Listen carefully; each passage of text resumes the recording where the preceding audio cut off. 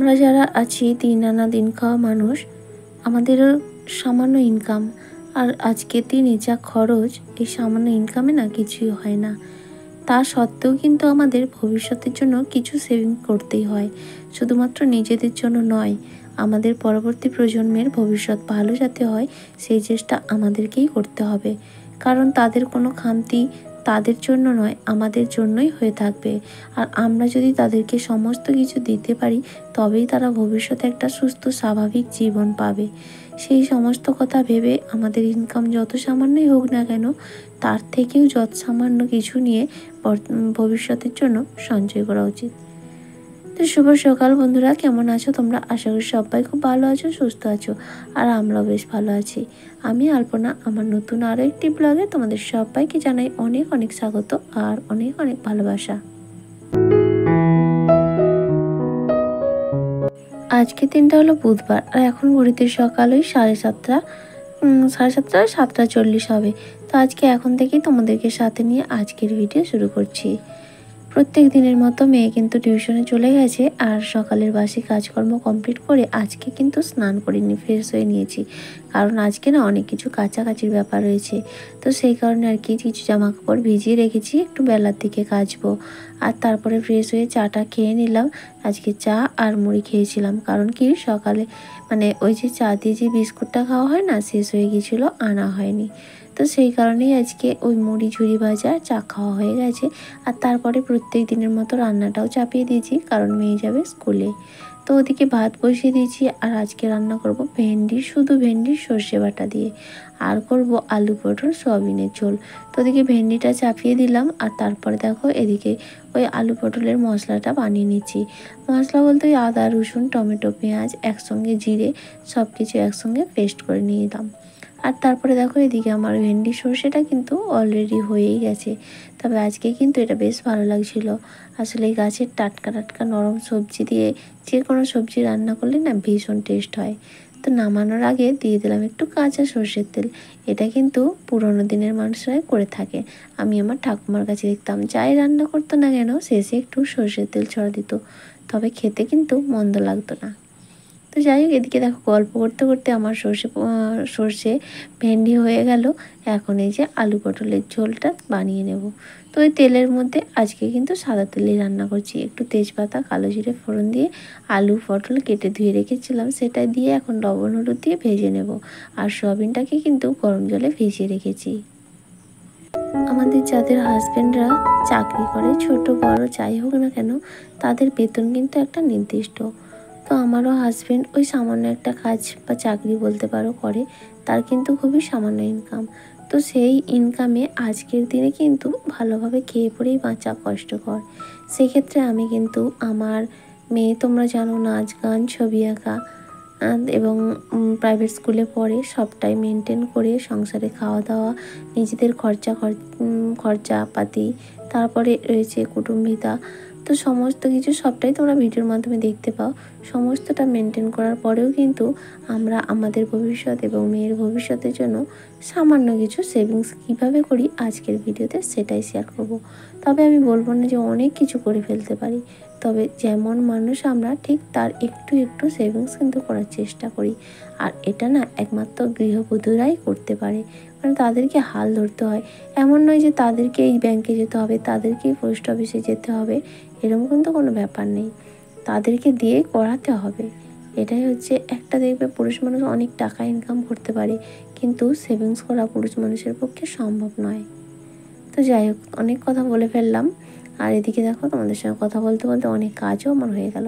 বাসনগুলো ধোয়া ছিল, সেগুলো জায়গা মতো গুছিয়ে নিলাম। আর ওই যে সকালে জামা কাপড়গুলো ভিজিয়ে রেখেছিলাম, সেগুলো এখন কেচে নেব। কারণ কি জল আসতে এখনও 1.5 ঘন্টা বাকি, আর ততক্ষণে আমার প্রায় জলটা ঝরে যাবে। আর এখন তো বলতে নেই কখন বলতে কখন বৃষ্টি চলে আসবে, জলটা ঝরে গেলেও তবু পাখার হয় শুকনো হয়ে যাবে। তো দেখো অনেক দিন পরে আজকে পুকুরে জামা কাপড়গুলো ধুয়ে নিচ্ছি। আগে কিছুদিন আগে করতাম, তারপরে এই বর্ষা পড়ার থেকে না পুকুরে মোটেও নামতে ইচ্ছা করে না। তো আজকে বাধ্য হয়ে নামতে হয়, বাধ্য না হয়ে পুকুরে আসি না আর কি। তো যাই হোক, এদিকে এখন এসে জামা কাপড়গুলো ধুয়ে তারপরে মেলে দেবো।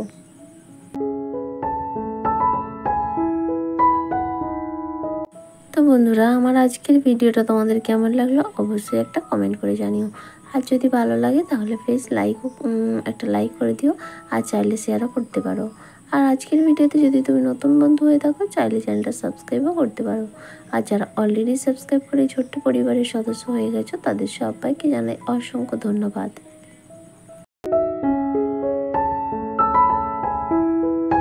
আর এদিকে বেডশিটটা কিন্তু কাচতে হয়ে গেছে, বেডশিট মশারি দুটোই কাচতে হয়ে গেছে। তোমরা দেখেছো এই বেডশিটটা কিন্তু অনেক দিন আগেই বিছিয়েছিলাম, নতুন একেবারে। তো এখনও কাচা হয়নি, এবারেই তুলে কাচবো। তো এই দুটো দিন আর কষ্ট করে একটু মানিয়ে নিতে হবে, কারণ কি দুদিন পরেই তো যাবো, আর বাড়িতে এখন 4-5 দিন থাকবো না। তো তখন ঘর বাড়ি বন্দি হয়ে থাকবে, বন্ধ হয়ে থাকবে, সেক্ষেত্রে ধুলোবালি বা পোকামাকড়ের উপদ্রব হতেই পারে।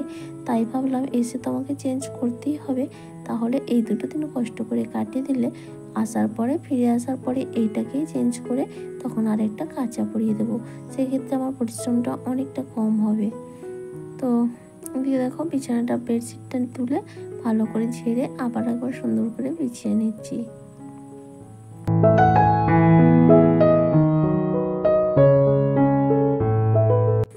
তো দেখো এখন বেডশিটটাকে সুন্দর করে তুলে নিয়ে ঝেড়ে তারপরে আবার সুন্দর করে বিছিয়ে দিয়েছি। আর এখন বালিশগুলো জায়গা মতো রেখে দেবো। তবে ওখান থেকে ফিরে আসার পর ঘরটাকে যখন ডিপ ক্লিন করব, তখন এই বেডশিট বালিশের কভারগুলো চেঞ্জ করব। এক্ষেত্রে কোনো অসুবিধা নেই, যত ধুলো নোংরা হোক না কেন আসার পর এটাকেই তুলে দেব। কিন্তু যদি আমি চেঞ্জ করে নিতাম তাহলে আর দুটো দিন পরে এমনিই নোংরা হয়ে যেত, তখন এসে এইটা তো তুলে রাখতেই হবে, আজকে কাচতে পারবো না। তো এটা প্লাস সেইগুলো জমা হয়ে যাবে। তো সেই জন্য ভাবলাম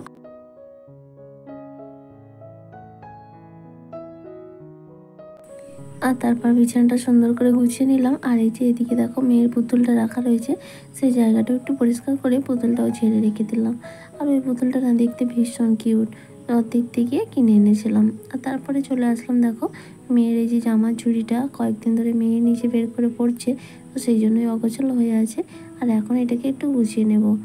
প্রত্যেক দিন করতে পারি না, যেদিন সম্ভব হয় সেদিনেই করি। তো যাই হোক আজকে একটু হাতে সময় ছিল, তাই জন্য এগুলো গোছানো কমপ্লিট হয়ে গেল। এখন এটাকে জায়গা মতো রেখে দেব।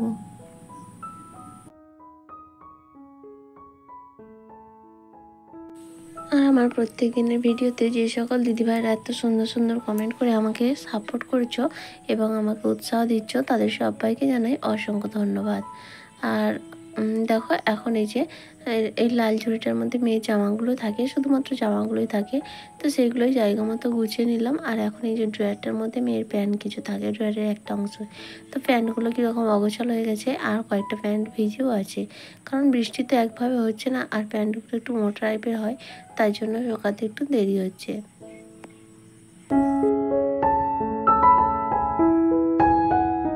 তো বন্ধুরা, এদিকে কথা বলতে বলতে আমার কিন্তু অনেকটা কাজ এগিয়ে গেল।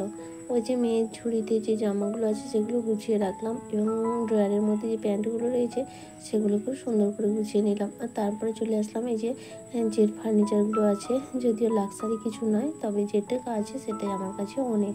এইটাই ধীরে ধীরে করতে করতে না নিজেদের বুকে রক্ত তিল তিল করেই করতে হয়েছে। তো যাই হোক সেই ফার্নিচারগুলোকে এখন হালকা হাতে একটু মুছে নেব। আর প্রত্যেক দিন মোছার কারণ কি, প্রত্যেকদিন যদি কাঁচগুলোর ওপর একটা প্লেন কাপড় দিয়ে ঘষে দেওয়া যায় তাহলে কিন্তু আর নোংরা বসে না।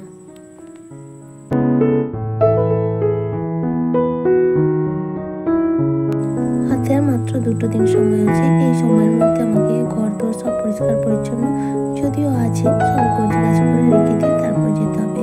আর আসার পর এগুলো করার সময় পাবো না, কারণ তখন এক্সট্রা কাজ জমে যায়, আমাকে ঘর দোর পরিষ্কার করতে হয়, যেহেতু একার ঘর সেই জন্য। আর যে কদিন থাকবো না ওই তালা চাবি দিয়ে ঘর বন্ধ অবস্থায় থাকে। তো আর দেখবে দরজা জানলা বন্ধ করে যদি ঘর বন্ধ থাকে সব সময়, তাহলে সেই ঘরের মধ্যে কিন্তু একটা ব্যবসা গন্ধ জমে ওঠে। তো সেই কারণেই আর কি। আর এখন দেখো বিকেলবেলা, তো সেই তারপরে খাওয়া দাওয়া করে স্নান টান করে একটু রেস্ট নিয়েছিলাম। আর এখন বিকেলবেলা, মেয়ে কিন্তু আজকে আর ঘুমায়নি। আর এখন এই যে কয়েকটা বাজার এনেছিল তোমাদের দাদাভাই, সেই বাজারগুলো গুছিয়ে নিচ্ছি। আর এই কৌটোগুলো না সকালের দিকে ধুয়ে দিয়েছিলাম, একটু হালকা জল জল রয়েছে, তাই জন্য ওই গামছাটা দিয়ে জলগুলো মুছে তারপর জিনিসগুলো ঢুকিয়ে নিচ্ছি। আর এদিকে মেয়ে এখন ভীষণ আনন্দিত, ঘুমাচ্ছে না, কারণ কি মামার বিয়ে, তারপর ওর জন্মদিন, সব থেকে ওর ইন্টারেস্ট হচ্ছে ওর জন্মদিন। আসলে বাচ্চা মানুষ তো তাই। তো যাই হোক, মেয়ের জন্ম হচ্ছে 26শে শ্রাবণ আর ইংরেজির তারিখটা ছিল 12ই আগস্ট। তো এবছর 26শে শ্রাবণ 11ই আগস্ট পড়েছে আর তারপরের দিন 12ই আগস্ট। তো সেই কারণেই 26শে শ্রাবণ যেহেতু আমার ভাইয়ের বিয়ে, তো সেই দিন তো আর ওর জন্মদিন আমি পালন করতে পারবো না। তাই ভাবছি আগামীকাল ওর বাড়িতে একটা ছোটোখাটো মানে ওই যে সব কিছু রান্নাবান্না করে একটু পায়েস রান্না করে আমার মা যেভাবে করতো, তো সেইভাবে ওকে একটু খাইয়ে মালাগুনসি পরিয়ে দেবো। আর তারপরে 12ই আগস্ট সেখানে থাকবো, সেখানে ছোটো করে একটা কেক কাটিয়ে নেবো, তাহলেই হবে।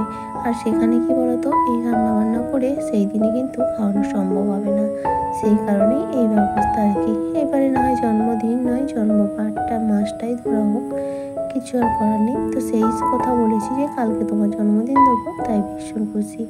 আর তারপরে সন্ধ্যাবেলায় ওদিকে কিন্তু তোমাদের দাদাভাই সন্ধ্যা টন্ধা দিয়ে নিয়েছে, আজকে বাড়িতে আছে। আর মেয়ে কয়েকদিন ধরে বলছিল আর কি একটু এইসব খাওয়ার জন্য। তো আজকে সন্ধ্যায় একটু চাউমিন বানিয়ে নিলাম, নিজেদেরও একটু মাঝে মধ্যে ইচ্ছা করে, সবসময় আর একঘেয়েমি কি ভালো লাগে। যতই অভাবের সংসার হোক না কেন, মাঝে মধ্যে তো একটু ভালো মন্দ কিছু ইচ্ছা হয়, তাই না? তো সবসময় মেয়েকেও করে দিই, মেয়ের তো খামতি রাখি না, কিন্তু নিজেদের ক্ষেত্রে হয় না। তো যাই হোক, চাউমিন টাউমিন খাওয়া দাওয়া করে একটু বাজারে গিয়েছিলাম পার্লারে। আর তারপর এসে বসে পড়েছি দেখো আমাদের ভবিষ্যতের সঞ্চয় নিয়ে। তো টুকটাক কিছু সঞ্চয় আমরা করেছি, এই যেমন ধরো মানে পাঞ্জাব ব্যাংকের আমাদের যে 10 জন মহিলাদের একটা গোষ্ঠী থাকে না, তো সেখানে মান্থলি একটা কিছু দিতে হয়, সেটা জমা হয়। তারপরে রয়েছে দেখো পোস্ট অফিসের একটা ইন্স্যুরেন্স, এটা আমার বিয়ের আগেই করা হয়েছিল, তবে অনেকটা সময়ের মেয়াদ তো এখনও চলছে, এখনও 3-4 বছর আছে। তো যাই হোক, যাকে বলে RPLI, খুবই সামান্য ইনভেস্ট। তো যাই হোক, সেটাই আমাদের কাছে অনেক। সেটাই, এইসব জিনিসগুলো যদি না করতাম, এই সামান্যটাই কিন্তু আমরা রাখতে পারতাম না। তো যাই হোক, এটা রয়েছে RPLI, এটা আমার বিয়ের আগে এবং বিয়ের আগের ঠিকানায় করা রয়েছে। তবে এখন যেহেতু অনলাইনের যুগ, এখান থেকেই জমা দেওয়া হয়, তবে চেঞ্জ কিন্তু করতে হবে ম্যাচুরিটির আগে। এছাড়াও রয়েছে এই রিসেন্টলি পোস্ট অফিসে 2টো সেভিংস করেছি, রেকারিং আর কি, মান্থলি রেকারিং। ওই 5 বছরের জন্য তোমাদের দাদাভাইয়ের একটা করেছি আর আমার একটা করেছি, দুটোই সেম অ্যাকাউন্ট, মানে সেম মানে সেম পরিমাণ টাকা আর কি। তো যাই হোক, ছোটোখাটো করে অ্যামাউন্ট। তো একটা তোমাদের দাদাভাইয়ের, একটা আমার।